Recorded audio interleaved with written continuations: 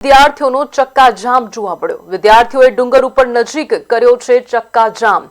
ST બસનો stop ન આપતા વિદ્યાર્થીઓમાં રોષ ફેલાયો છે। મહત્વના સમાચાર જૂનાગઢથી સામે આવી રહ્યા છે, જ્યાં જૂનાગઢમાં વિદ્યાર્થીઓનો ચક્કાજામ જોવા મળ્યો। વિદ્યાર્થીઓએ ડુંગરપુર નજીક કર્યો છે ભારે ચક્કાજામ। એસટી બસનો સ્ટોપ ન આપતા વિદ્યાર્થીઓમાં રોષ ફેલાયો છે। વિદ્યાર્થીઓએ ચક્કાજામ કરીને ભારે વિરોધ નોંધાવ્યો છે। અનેકવાર સ્ટોપ આપવા કરાઈ હતી રજૂઆત। બસને સ્ટોપ ન આપતા સ્કૂલે પહોંચવું મુશ્કેલ બન્યું હતું। મહત્વના સમાચાર, સ્કૂલે પહોંચવું મુશ્કેલ બનતા આ પ્રકારે ચક્કાજામ આજ રોજ કરવામાં આવ્યા છે। એસટી બસનો સ્ટોપ ન આપતા વિદ્યાર્થીઓમાં ભારે રોષ ફેલાયો અને જૂનાગઢમાં વિદ્યાર્થીઓ દ્વારા ચક્કાજામ કરવામાં આવ્યા છે। તમે જોઈ શકો છો પાટનગર નેટવર્ક ન્યૂઝની સ્ક્રીન પર કે કેવા પ્રકારે વિદ્યાર્થીઓ દ્વારા આ ચક્કાજામ કરવામાં આવ્યા છે। ભારે વિરોધ પ્રદર્શન કરવામાં આવ્યું છે।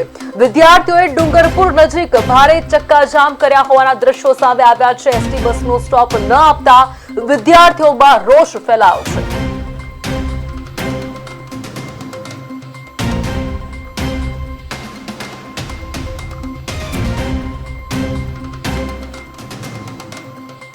સ્કૂલ છે એમનો વિદ્યાર્થીનો ફોન આવેલો કે વિશાલભાઈ આપણે અવારનવાર 6 મહિના લેખિત દીધેલું, પણ ડેપો મેનેજર છે એ બસ રેગ્યુલર કરતા નથી।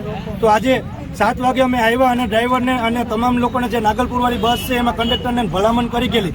તો ઉલટાનો જે ડ્રાઈવર છે એ વિદ્યાર્થીઓને ધમકાવી અને એમ કહે છે અમે પોલીસ ફરિયાદ કરશું અને આવી ધમકી દઈને અને વિડીયો શૂટિંગ કરતા હતા। ત્યારે અમે આવીને રિક્વેસ્ટ કરી ગયેલી, પણ જે ડેપો મેનેજર છે એને કોલ રિસીવ ન કર્યો। અવારનવાર બાળકોએ સંપર્ક કરવાનો કર્યો પણ કોઈ પણ સંકટ ન થયો અને અમારી માંગણી છે કોઈ સાંભળવામાં ન આવી।